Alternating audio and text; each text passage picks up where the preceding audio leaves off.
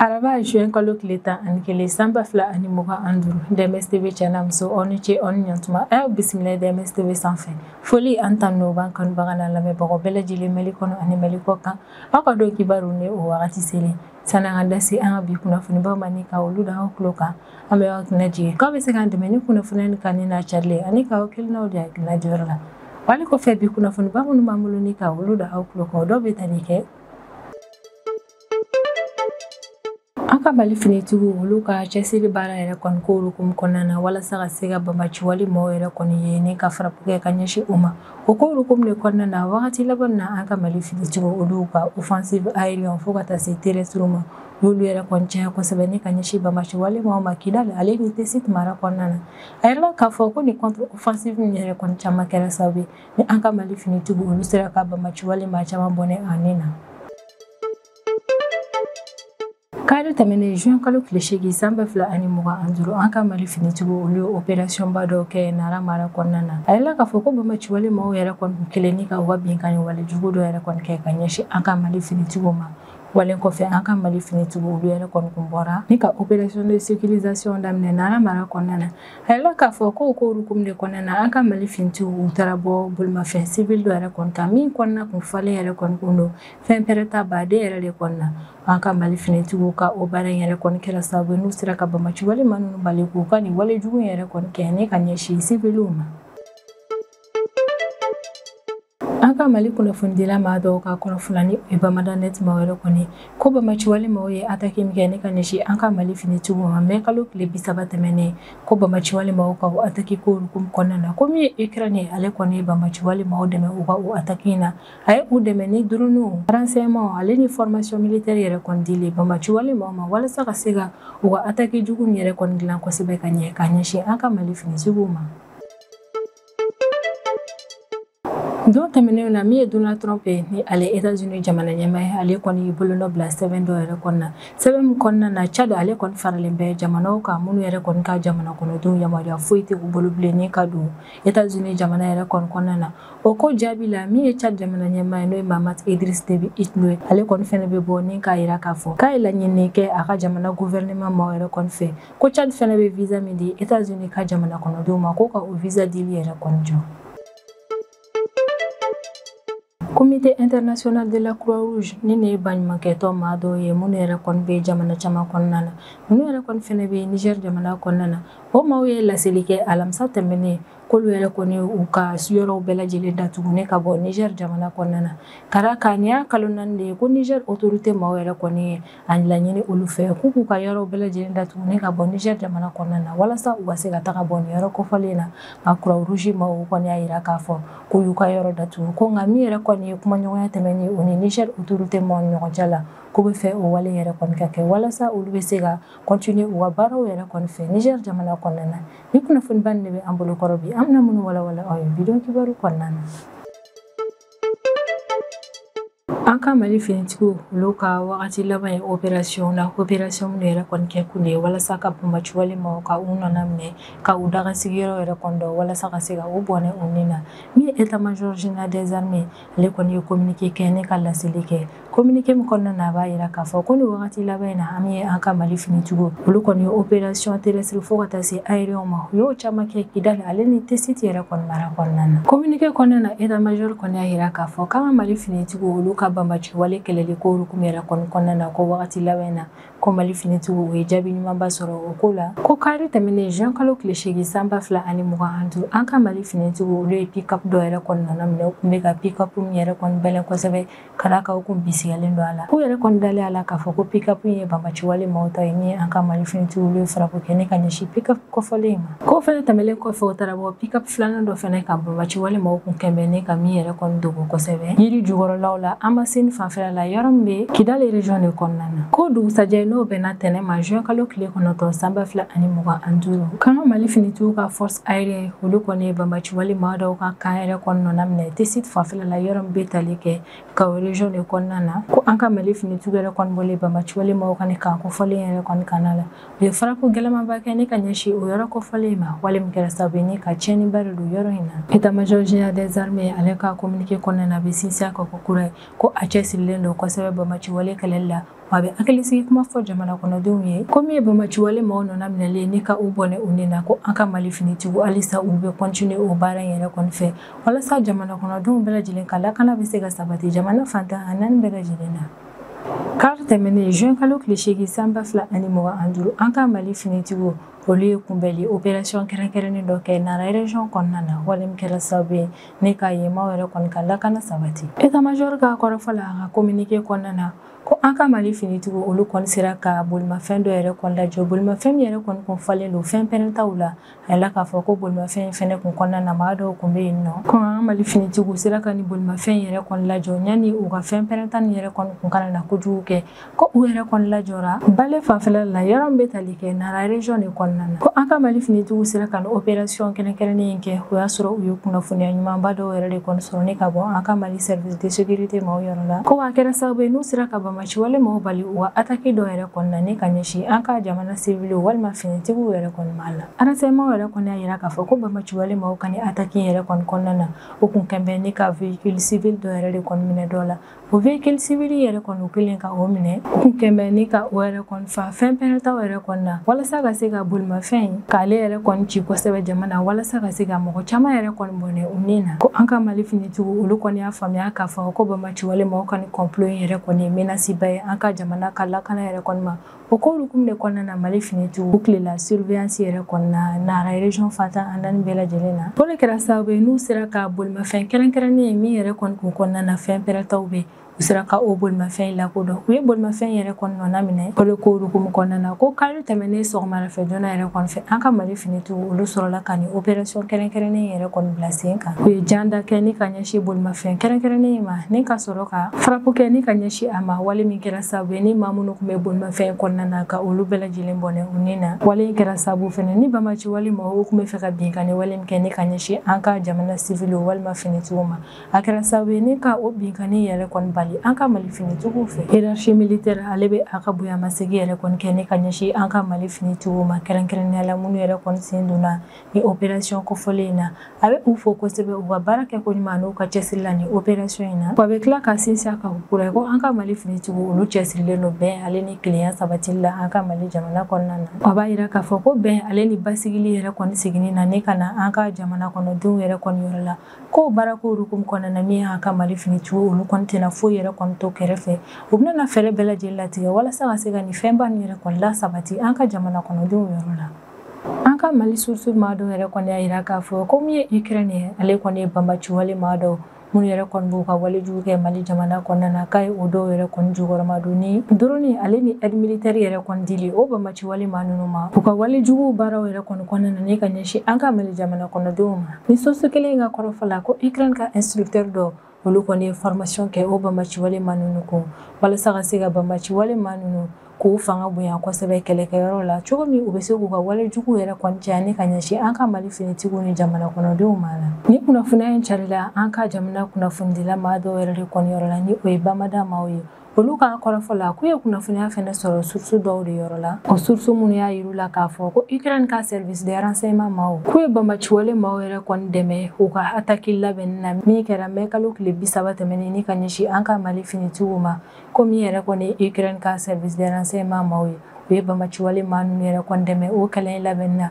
wa u y'u jukɔrɔma don ni logistique ni kɛlɛkɛminɛnw fɛnɛ dilen u ma ni attaque in senfɛ bamada maaw yɛrɛ kɔni ka kɔrɔfɔ la ko Ukraine ka instructeur militaire maaw olu kɔni u dogo yɛrɛ kɔni ni ka na ni drone ye ka don Mali jamana kɔnɔna na ka di bamaciwale maaw ma ko wa u donna ni drone yɛrɛ kɔni Mauritanie de fɛ walasa ka se ka n'a di bamaciwale maaw ma Mali jamana kɔnɔna na ko fɛnɛ tɛmɛlen kɔfɛ u ye formation kɛ bamaciwale maaw kun min ye renseignement ye olu la kunnafoniya o fɛnɛ la ale ni min ye moyen de communication ye u ye ni fɛn nin bɛɛ lajɛlen yɛrɛ kɔni di bamaciwale maa ninnu ma walasa u ka attaque min yɛrɛ kɔni bɛ kɛ ne ka ɲɛsin an ka Mali finitigiw ma mai kalo tile 30 ka se ka ni attaque yɛrɛ kɔni labɛn cogo ɲuman na Ukraine ka autorité maaw yɛrɛ kɔni bɛ ka ni jukɔrɔmadon kɛ ne ka ɲɛsin bamaciwale maaw ma bamada maaw yɛrɛ kɔni ka kɔrɔfɔla ko kɛ kun de ye walasa ka se ka bamaci walima olu yɛrɛ kɔni kɔnɔfɛrɛw yɛrɛ kɔni caya kosɛbɛ kɛlɛkɛyɔrɔw la u bɛ kɛlɛkɛminɛn ninnu yɛrɛ kɔni di bamaci walimaw ma walasa min u ka capacité offensive yɛrɛ kɔni ka se ka o giriya kosɛbɛ cogo min u bɛ attaque fɛn fɛn kɛ ne ka ɲɛsin an ka Mali finitigiw ma o attaque nin bɛɛ lajɛlen ka se ka nɔbɔ de surtout in ka kɔrɔfɔla ko Ukraine bɛ drone min di bamaci walimaw ma drone di kun de ye walasa u ka se ka an ka Mali finitigiw olu sigiyɔrɔw bɛɛ lajɛlen yɛrɛ kɔni lakodɔn ni o kɛra u bɛ sɔrɔ k'u ka wale jugu yɛrɛ kɔni kɛ ne ka ɲɛsin an ka Mali finitigiw ma u sigiyɔrɔ yɛrɛ kɔni na ni o wale in fɛnɛ tɛmɛna bamaci walima ninnu u bɛ sɔrɔ k'u teliya kosɛbɛ ni ka taga boli ka bɔ o yɔrɔ in na walasa min yɛrɛ kɔni bamaci walima u ka mɔgɔ caman yɛrɛ kɔni kana bɔnɛ o min na k'a bɛna fɔ marisi kalo tile 30 tɛmɛnen san 2025 o attaque min kɛra bamaci walimaw fɛ k'a bisigalen don k'a fɔ ko bamaci walima yɛrɛ kɔni jinema ale bamaci wale jɛkulu min fɛnɛ bɛ Al-Qaïda maaw de fɛ ale ni k'a bisigalen don k'a fɔ fɛnɛ ko attaque yɛrɛ kɔni kɛra État islamique au Grand Sahara maaw fɛnɛ fɛ ni o fɛnɛ bamaci wale jɛkulu dɔ ye min kɔni Russie ka ministre des affaires étrangères ni o ye Sergei Lavrov yɛrɛ kɔni ale y'a yira k'a fɔ ko bamaci wale maa dɔw kɛrɛnkɛrɛnnenya la minnu b'u ka wale jugu yɛrɛ kɔni kɛ Sahel région kɔnɔna na k'olu jugɔrɔma donnen don maa dɔw yɛrɛ de kɔni fɛ wa o maa yɛrɛ kɔni tɛ ni ka u yɛrɛ dogo yɛrɛ kɔni u kɛlen don ka dɛmɛ yɛrɛ kɔni kɛ kɛnɛkada de o maa tɛ dɔwɛrɛ min yɛrɛ kɔni ye colonisateur kɔrɔ dɔw ye ale ni Ukraine de min yɛrɛ kɔni Sergei Lavrov y'a yira k'a fɔ k'olu yɛrɛ de kɔni kɛmɛ ni ka bamaci walimaw jugɔrɔma don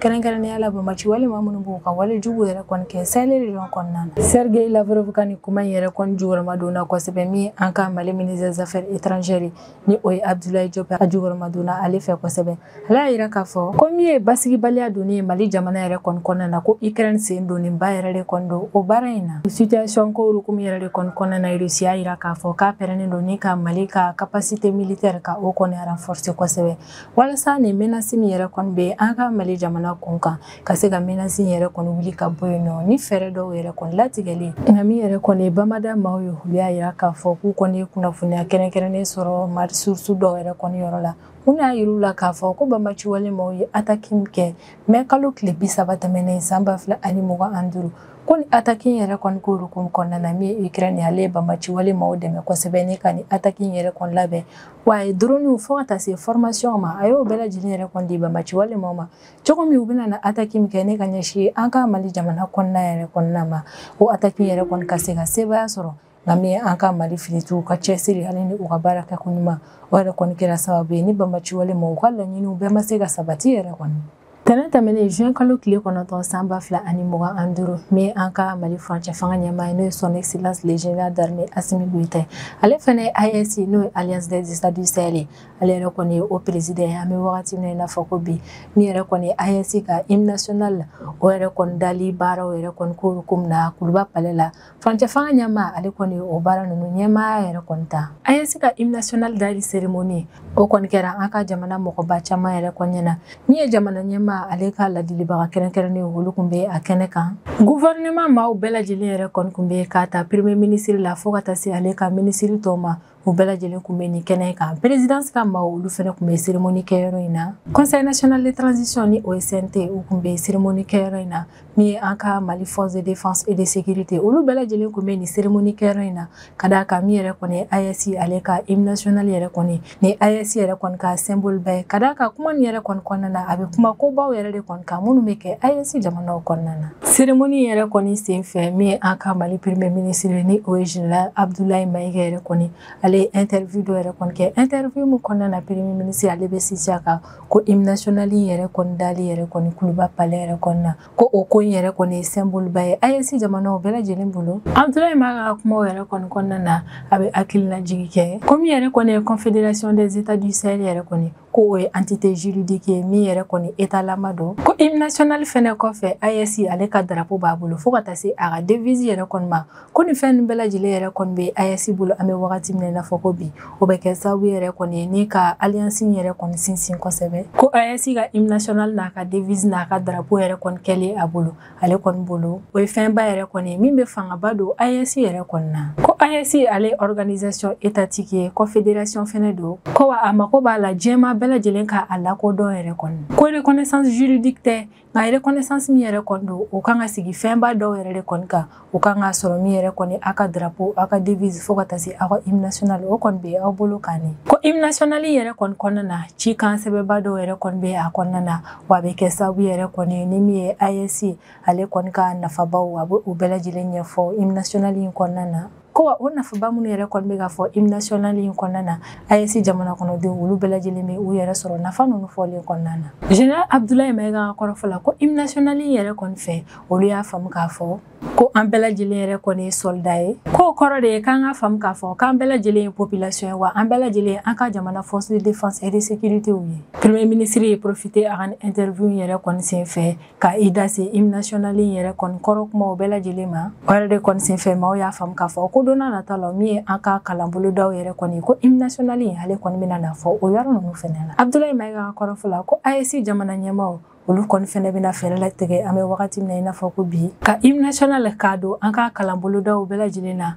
ko wa hymne national a kan ka fɔ yɔrɔ fɛn fɛn yɛrɛ kɔni na fɛɛrɛ bɛna latigɛ walasa donna nataw la a ka fɔ o yɔrɔ ninnu bɛɛ lajɛlen na min yɛrɛ kɔni ye AES hymne national yɛrɛ kɔni fɔli baaraw ye o kɛra AES jamanaw bɛɛ lajɛlen kɔnɔna na ni o ye Mali Burkina Faso ale ni Niger yɛrɛ kɔni hakilina jiginna hymne national ko in baara yɛrɛ kɔni hukumu kan min yɛrɛ kɔni ye Burkina ale ka culture ko ministre ale kun ye laseli yɛrɛ kɔni kɛ ko a mako bɛ maa dɔw yɛrɛ kɔni na minnu bɛna na hymne national bɔ o weleli kan ko hukumu yɛrɛ de kɔni kɔnɔna na Mali Burkina Faso fo ka taa se Niger ma hol dɔnkilidalaw yɛrɛ kɔni farala ɲɔgɔn kan ni ka ni hymne national dumanba in yɛrɛ kɔni bɔ min kɔnɔna na AES jamana kɔnɔdenw bɛɛ lajɛlen bɛ i yɛrɛ sɔrɔ kuma fɔta ninnu kɔnɔna na sisan an bɛ tɛmɛ n'an ka jamana kɔfɛ kibaruyaw o kɔnɔna na an bɛ taa Tchad jamana kɔnɔna na alamisa tɛmɛnen juin kalo tile 5 san 2025 Tchad jamana ɲɛmaa n'o ye Mahamat Idriss Déby Itno ye ale y'a yira k'a fɔ k'a y'a laɲini a ka jamana gouvernement maaw yɛrɛ kɔni bɛɛ lajɛlen fɛ ko Tchad yɛrɛ kɔni bɛ visa min di États-Unis ka jamana kɔnɔdenw ma a ka dugukolo kan k'o ka o visa di nin yɛrɛ kɔni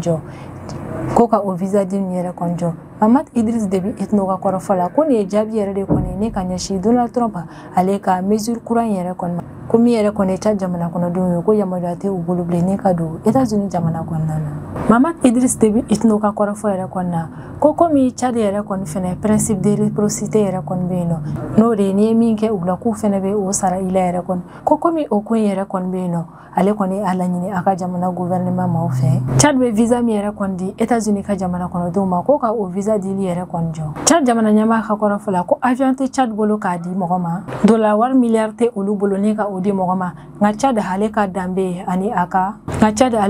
ni a ka fierté yɛrɛ kɔni bɛ a la o yɛrɛ de kɔni na États-Unis ka nin décision yɛrɛ kɔni olu kɔni fɛnɛ tɛna a to tajuru sarabaliya yɛrɛ kɔni hakilina jiginna araba tɛmɛnen juin kalo tile 4 san 2025 Donald Trump ni ale États-Unis jamana ɲɛmaa ale y'i bolonɔ bila sɛbɛn dɔ la sɛbɛn min yɛrɛ kɔni kɔnɔna na Tchad ale yɛrɛ kɔni farala jamanaw kan jamana minnu ka jamana kɔnɔdenw yamaruya tɛ u bolo bilen ni ka don États-Unis jamana yɛrɛ kɔni kɔnɔna na min ye Tchad ale farala o jamana nin yɛrɛ kɔni kan États-Unis maaw bolo o de kɛra sababu yɛrɛ kɔni ni Tchad ma olu fɛnɛ décision yɛrɛ kɔni ta ko Tchad bɛ visa min yɛrɛ kɔni di États-Unis ale ka jamana kɔnɔdenw ma ko ka o visa di min yɛrɛ kɔni jɔ walasa ka dansigi an ka bidon kibaru la an bɛ taa Niger jamana kɔnɔna na alamisa tɛmɛnen juin kalo tile 5 san 2025 min ye comité international de la Croix-Rouge ye ni ne baɲumankɛ tɔn dɔ yɛrɛ kɔni kɛrɛnkɛrɛnnenya la minnu yɛrɛ kɔni bɛ Niger jamana kɔnɔna na o maaw ye laseli kɛ ko nin don kofɔlen na olu ka yɔrɔ minnu yɛrɛ kɔni bɛ Niger jamana kɔnɔna na k'olu ye o bɛɛ yɛrɛ kɔni datugu ka na ka min ye Niger autorités ye nin ye a kalo 4 yɛrɛ de kɔni olu y'a laɲini baɲumankɛ tɔn minnu yɛrɛ kɔni fɛ k'u ka minɛnw cɛ ni ka taga ka bɔ Niger jamana kɔnɔna na Croix-Rouge maaw ka kɔrɔfɔ la u ka communiqué kɔnɔna na k'olu ka yɔrɔ fɛn fɛn yɛrɛ kɔni bɛ Niger jamana kɔnɔna na olu y'u bɛɛ lajɛlen yɛrɛ datugu o ka baarakɛla minnu yɛrɛ kɔni kun bɛ Niger jamana kɔnɔna na olu bɛɛ lajɛlen yɛrɛ kɔni ta ka bɔ yen nɔ ka d'a kan ko Niger autorité ma olu de ye laɲini kɛ olu yɛrɛ kɔni fɛ k'u ka yɔrɔw bɛɛ lajɛlen datugu ni ka bɔ Niger jamana kɔnɔna na ko nka Croix-Rouge maaw olu bɛ sinsin ka kɔ kura ye ko min yɛrɛ kɔni ye kumaɲɔgɔnya tɛmɛni o ni Niger autorité maaw ɲɔgɔn cɛ la walasa u ka se ka bɛnkan yɛrɛ kɔni sɔrɔ nin ko in na ko olu pɛrɛnnen yɛrɛ kɔni don o baara in na ko nka Croix-Rouge maaw yɛrɛ kɔni pɛrɛnnen don fɛnɛ min yɛrɛ kɔni ni ni yɛrɛ kɔni ni Niger autorité ye yamaruya yɛrɛ kɔni di u ma u ka sigi k'u ka baaraw yɛrɛ kɔni daminɛ ko Croix Rouge maaw yɛrɛ kɔni pɛrɛnnen don ni ka sigi ka u ka baaraw yɛrɛ kɔni daminɛ walasa u bɛ dɛmɛdon min yɛrɛ kɔni kɛ Niger population ka continuer o baara ninnu fɛ Niger jamana kɔnɔna na. Croix Rouge maaw bɛ hakililajigi kɛ ko janvier kalo tile 31 tɛmɛnen san 2025 Niger ale ka ministre des affaires étrangères a ye laseli kɛ olu Croix Rouge maaw yɛrɛ kɔni ma ko Croix Rouge maaw k'u ka yɔrɔw bɛɛ lajɛlen yɛrɛ kɔni datugu ni ka taga bɔ Niger jamana kɔnɔna na ko wa délai ko yɛrɛ kɔni tun tɛ ko in na ko Niger ka ministre des affaires étrangères ka nin kuma in yɛrɛ kɔni kɔnɔna na ko min yɛrɛ kɔni y'a to u bɛ ka Croix Rouge maaw gɛn ka bɔ u ka jamana kɔnɔna na ko ministre des affaires étrangères a m'i da se o ma ko nka o kɔfɛ yɛrɛ kɔni olu Croix Rouge maaw u ye arrêté gouvernemental dɔ ye min kɔnɔna na Niger autorité olu y'a yira k'a fɔ ko walasa baɲumankɛtɔn dɔ yɛrɛ kɔni ka sigi Niger jamana kɔnɔna na ko fɔ o baɲumankɛtɔn ye ale ni Niger autorité ka hakilinaw bɛɛ lajɛlen yɛrɛ de kɔni ka kɛ kelen wa u y'a yira k'a fɔ ko Niger autorité maaw ye nin arrêté gouvernemental in yɛrɛ kɔni cari février kalo wagati de ko nka Croix Rouge maaw u pɛrɛnnen don ni ka kumaɲɔgɔnya yɛrɛ kɔni tɛmɛ o Niger autorité ni ɲɔgɔn cɛ la walasa ko min yɛrɛ kɔni nana to Niger autorité maaw bɛ ka olu gɛn ka se ka o ko ninnu faamuya ko nka Croix Rouge maaw olu yɛrɛ kɔni tora Niger autorité maaw yɛrɛ kɔni ka bila la walasa ko min yɛrɛ kɔni y'a to Niger autorité u bɛ ka olu gɛnni ka bɔ u ka jamana kɔnɔna na u ka se ka o ko yɛrɛ kɔni ɲɛfɔ olu ɲɛna walasa ni ɲɛfɔli fɛnɛ kan ka kɛ Niger autorité maaw ye olu ka baara ko la u ka se ka o fɛnɛ ɲɛfɔ Niger autorité maaw ye ko nka olu ka o laɲini nin yɛrɛ kɔni ko baara kɔnɔna na olu kɔni ye fɛɛrɛ dɔw latigɛ walasa ka kumaɲɔgɔnya tɛmɛ o ni Niger autorité maaw ɲɔgɔn cɛ la ko nka u ka o fɛɛrɛ nin yɛrɛ kɔni ma se ka nɔ bɔ yɛrɛ kɔni ka d'a kan ni yɛrɛ kɔni Niger autorité olu ma segin u ka décision in kan nka mɛ kalo tile 31 tɛmɛnen san 2025 min ye Niger jamana ɲɛmaa ye n'o ye Général Abdourahmane Tiani ko min yɛrɛ kɔni y'a to olu ye Croix Rouge maaw yɛrɛ kɔni gɛnni ka bɔ u ka jamana kɔnɔna na Général Abdourahmane Tiani hab'i da se o ko ninnu bɛɛ lajɛlen ma Général Abdourahmane Tiani yɛrɛ kɔni ka kɔrɔfɔ la ko min yɛrɛ kɔni ye Croix Rouge maaw yɛrɛ kɔni ko olu bɛ ka banbaci wale maaw jukɔrɔmadon de nka min yɛrɛ kɔni ye Croix Rouge maaw yɛrɛ kɔni ka jaabi ye o ko la u y'a yira k'a fɔ ko Niger jamana kɔnɔna na i n'a fɔ diɲɛ fantan a naani bɛɛ lajɛlen yɛrɛ kɔnɔna ni Croix Rouge bɛ yɔrɔ fɛn fɛn yɛrɛ kɔnɔna ni kɛlɛ bɛ o jamana yɛrɛ kɔni kɔnɔna na Croix Rouge maaw olu bɛ kumaɲɔgɔnya tɛmɛ kɛlɛkɛɲɔgɔnw bɛɛ lajɛlen ni ɲɔgɔn cɛ la u bɛ kumaɲɔgɔnya tɛmɛ o Niger autoritéw ni ɲɔgɔn cɛ la i n'a fɔ u bɛ kumaɲɔgɔnya tɛmɛ u ni banbaci wale maaw ni ɲɔgɔn cɛ la cogo min ko nka don kelen da kelen min yɛrɛ kɔni ye Croix Rouge ma ye olu ma jɛkulu fila minnu yɛrɛ kɔni bɛ kɛ la ni o ye Niger ale ni banbaci wale maaw ye don kelen da kelen min yɛrɛ kɔni ye Croix Rouge ma ye olu ma deli ka maa si jukɔrɔmadon ninnu fila ni ɲɔgɔn cɛ la ni wari walima logistique dili u ma a min yɛrɛ kɔni Général Abdourahmane Tiani ale ka kumaw kɔnɔna na a y'a yira k'a fɔ ko dalilu kɛrɛnkɛrɛnnen yɛrɛ kɔni bɛ u bolo min yɛrɛ kɔni b'a yira k'a fɔ ko min ye Croix Rouge maaw ye u bɛ ka banbaci wale maaw jukɔrɔmadon ni nafolo yɛrɛ kɔni dili u ma nin ko nin yɛrɛ de kɔni kɛra sababu ye ni ka na ni Croix Rouge datuguli yɛrɛ kɔni ye ka bɔ Niger jamana kɔnɔna na a Croix Rouge maaw ka kɔrɔfɔ la ko min ye kumaɲɔgɔnya tɛmɛlen o ni Niger autorité maaw ni ɲɔgɔn cɛ la ko o kɔni bɛ to o sira yɛrɛ kɔni kan walasa min ye Croix Rouge maaw olu ka se ka u ka yɔrɔ dayɛlɛ kura ye u bɛ dɛmɛdon min kɛ ni ka ɲɛsin Niger population ma ka se ka continuer o dɛmɛdon ninnu fɛ ni ne bɛ dan sigi an ka bidon kibaru la an b'an kanubaga n'a lamɛnbagaw bɛɛ lajɛlen fo Mali kɔnɔ ani Mali kɔ kan an bɛ aw hakilina jigin k'aw bɛ se k'an dɛmɛ ni kunnafoniya ni kan ni na cari ani k'aw hakilinaw di hakilina jɔyɔrɔ la wale kɔfɛ an b'a fɔ a ɲɛna ko aw k'an bɛn a ɲɔgɔnna wɛrɛ ma